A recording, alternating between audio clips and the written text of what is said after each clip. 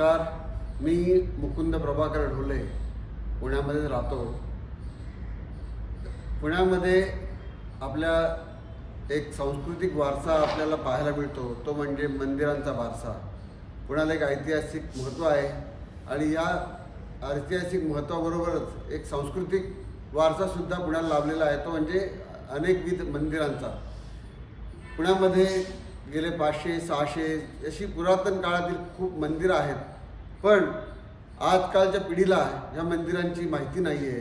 त्यांना तर कधी त्या मंदिरात जाणं होत नाही आणि त्याच्यातूनच प्रेरणा घेऊन मी एक नवीन उपक्रम सुरू केला आहे की ज्यामध्ये मी या पुण्यातील सर्व जुन्या मंदिरांना, ज्याला ऐतिहासिक महत्त्व आहे किंवा ज्याला पार्श्वभूमी आहे, ज्याला सांस्कृतिक पार्श्वभूमी आहे, अशा मंदिरांना भेट देतो आणि तेथील माहितींची संकलन करून तेथील फोटो काढून मी आपल्या सोशल मीडियामार्फत, समाज माध्यमातून ह्याची पुण्यातील लोकांना, माझ्या माहितीतील लोकांना, मित्रपरिवाराला, व्हॉट्सअपच्या अनेक ग्रुपवरती त्याची माहिती मी दर आठवड्याला एक एपिसोड करून पाठवतो.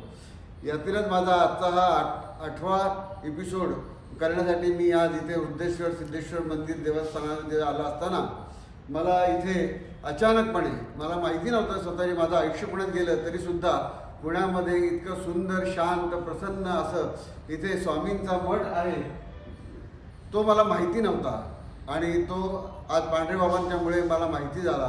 मी त्यामुळे इथे आतमध्ये दर्शनाला आलो आणि एक वेगळी प्रचिती इथे आतमध्ये आली. एक ऊर्जा, हे ऊर्जा श्रद्धास्थानच आहे आणि ती ऊर्जा इथे मंदिरात तुम्ही आल्या मठात आल्या लगेच तुम्हाला मिळाली, प्राप्त झाली, याचा तुम्हाला अनुभूती नक्कीच येते.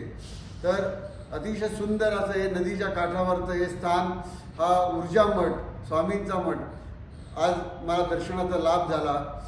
आपण स्वामींच्या दर्शनाकरता वटवृक्ष स्वामी मठात आपण अक्कलकोटला जातो, परंतु प्रत्येकाला ते शक्य होईल असं नाही. पण आपण इथे पुण्यामध्ये आपल्या आपल्या गावात अगदी नद्याकाठी, अगदी प्रसन्न ठिकाणी इथे येऊन आपण स्वामींचे दर्शन घेऊ शकतो, स्वामींच्या सान्निध्यात राहिल्याचा आपण अनुभूती घेऊ शकतो आणि त्यांचे आशीर्वाद घेऊ शकतो. पांढरे बाबांनी अतिशय सुंदर इथलं हे मंदिराची व्यवस्था ते पाहतात आणि अतिशय उत्तम त्यांचं व्यवस्थापन आहे. त्याबद्दल मी त्यांचे आभार मानतो. जय हिंद, जय सद्गुरू.